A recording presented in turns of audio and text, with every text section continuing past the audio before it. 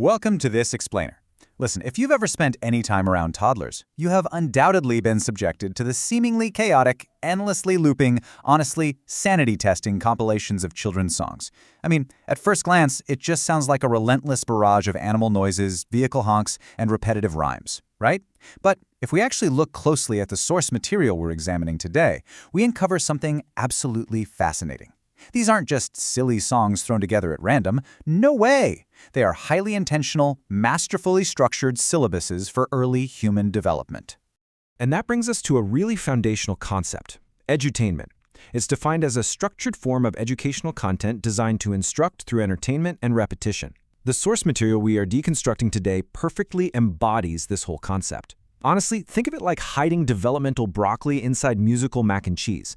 It brilliantly masks a rigid, highly calculated developmental curriculum right behind those catchy, repetitive tunes. So today, we are going to look past the melodies to reveal the hidden blueprints that actually teach developing minds exactly how to categorize the world around them.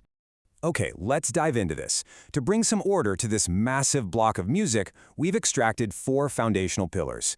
We'll start with animals and their sounds, move into the world of vehicles, explore daily routines and care, and then we'll wrap the whole thing up with counting and numbers. Module 1. Animals and their sounds.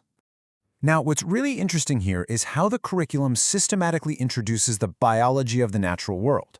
This isn't just about showing a picture of an animal. It's about associating that specific creature with specific traits, teaching fundamental categorization skills right from the very start. The songs don't just say, hey, here's a frog. They pair specific colors and animals with highly precise verbs. A pink pig oinks, a red snake hisses, and importantly, a green frog rivets. By demanding precise vocabulary rather than generic noise-making, the curriculum builds a complex linguistic database for the child. It's directly linking visual color cues to highly specific biological actions. And very quickly, the syllabus expands from simple sights and sounds into detailed dietary habits. We move from just recognizing a sheep to actually understanding its behavior. The fluffy sheep loves to eat some clover, and its action is to nibble all day long. This gives children an early, relatable look at animal behaviors, subtly introducing the concept of different diets in the animal kingdom. It teaches them that different creatures have entirely different needs, which actually lays the early groundwork for empathy and environmental awareness. And this brilliantly illustrates the next developmental step. We have the spotted cow that says moo, sure, but the lyrics push further into the actual physical mechanics of eating. Words like munch and chewing, big and slow. By emphasizing the physical actions and the pacing of eating, this paints an incredibly vivid, memorable biological picture for a toddler. It transforms abstract concepts of animals into living, breathing creatures with very specific physical characteristics. Module 2. The world of vehicles.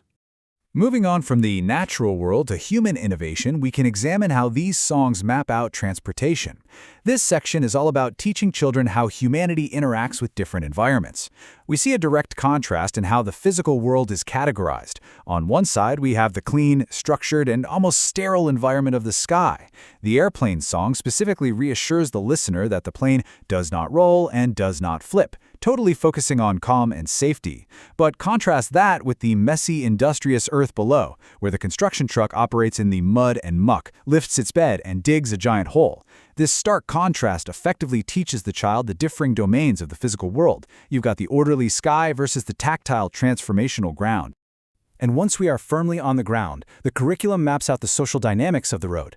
Notice how the classic Wheels on the Bus melody gets expanded here into a full auditory map. It assigns unique personalities and sounds to every single type of vehicle. The car goes beep beep, while the slightly more aggressive truck demands gimme side, and the monster truck goes honk honk. It's essentially teaching a developing brain to differentiate between similar objects based on context, size, and very specific auditory cues. Module 3. Daily Routines and Care. Shifting from the external world to the internal one, we dive into daily routines. Now, being sick is a scary, chaotic experience for a toddler, but look at how this source material handles this.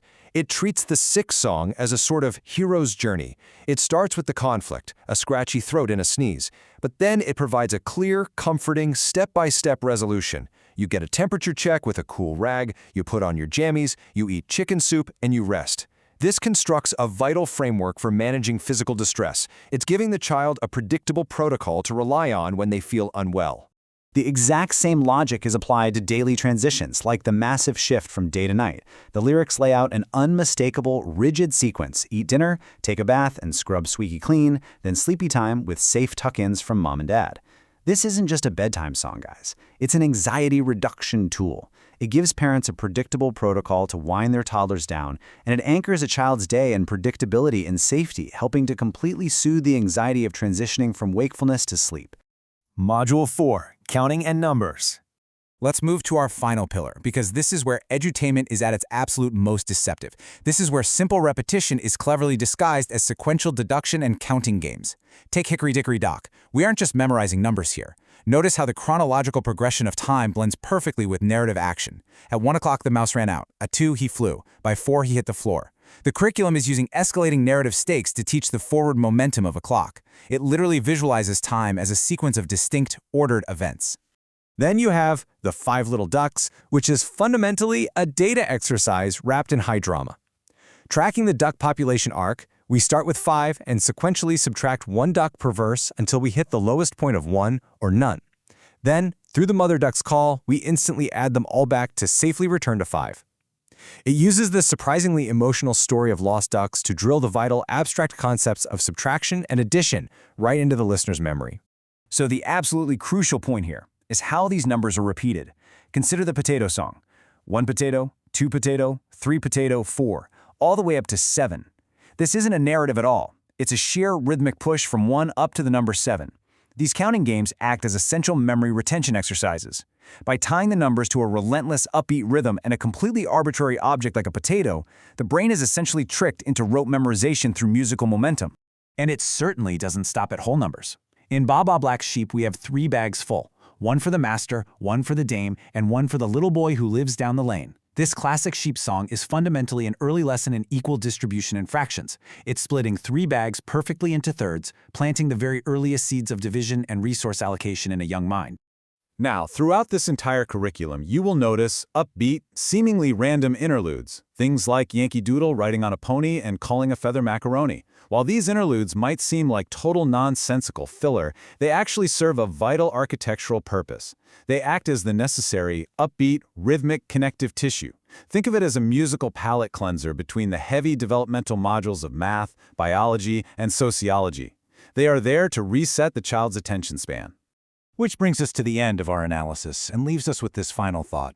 When you really step back and look at the deliberate pacing, the precise vocabulary, the emotional mapping, and the sequential logic we've uncovered in these lyrics today, you really have to ask, are these simply repetitive, silly rhymes, or are they the fundamental blueprints for how human beings learn to categorize the world? The next time you hear these songs playing on an endless loop in the background, you might just have a newfound respect for the architectural brilliance of early childhood edutainment. Thanks so much for joining me on this explainer, and keep learning.